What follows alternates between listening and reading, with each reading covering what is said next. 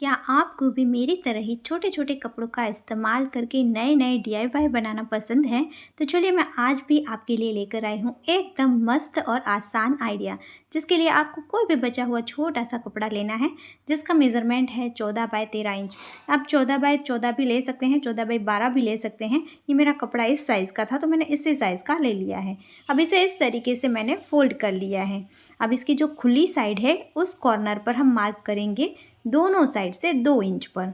तो इस तरीके से एक बॉक्स बना लिया है। अब इसे मैं कट कर दूंगी। अब आपको चाहिए यहाँ पर नॉन वुवन। अगर आपके पास नॉन वुवन नहीं है तो कोई बात नहीं, ये एक सिंपल सा आइडिया है कि अगर आप पहले सीख रहे हैं या प्रैक्टिस कर रहे हैं तो इस तरीके की जो कैरी बैग होती है उसका आप इस्तेमाल कर सकते हैं।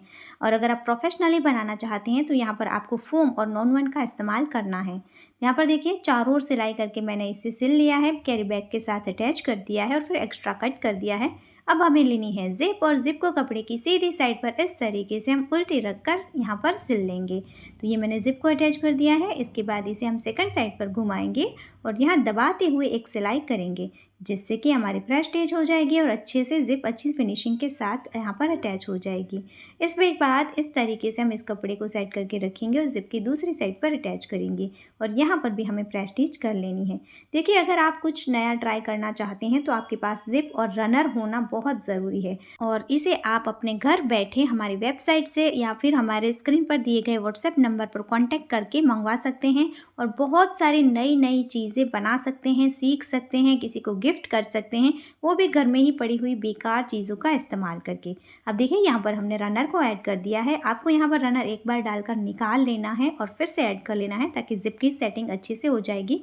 और फिर आपको इस तरीके से जिप को सेट करके रखना है और यहाँ दोनों साइड पर फिर से हम इसके कॉर्नर पर 2 बाय 2 इंच का बॉक्स मार्क करेंगे और इसे भी हमें कट कर देना है। तो अब इस तरीके से कट करने के बाद यहाँ दोनों साइड पर सिलाई करनी है और फिर इसके कॉर्नर को जैसे मैंने आपको दिखाया वैसे ही मोड़ना है और यहाँ पर भी हम सिलाई कर लेंगे। तो देखिए, इसी तरीके से चारों कॉर्नर को मैंने सिल लिया है। कुछ भी एक्स्ट्रा है तो उसे कट कर देना है। इसकी रफ एजेस को नॉन वन के स्ट्रिप से आपको फिनिश करना है और इसे हम सीधा करेंगे। कितना आसान था इसे बनाना। आपको भी लगाना कि आप भी 1 सेकंड में इसे बना सकते हैं और अलग अलग कई तरीक़ों से इसका इस्तेमाल हम कर सकते हैं। तो अगर आपको ये आइडिया पसंद आया है तो अपने फ्रेंड के साथ शेयर ज़रूर करना, और कोई भी बैग बनाने का रॉ मटेरियल चाहिए तो स्क्रीन पर दिए गए नंबर पर आप मैसेज ज़रूर करना। चलिए फिर मिलते हैं ऐसे ही और यूज़फुल आइडिया के साथ। तब तक के लिए जय भारत।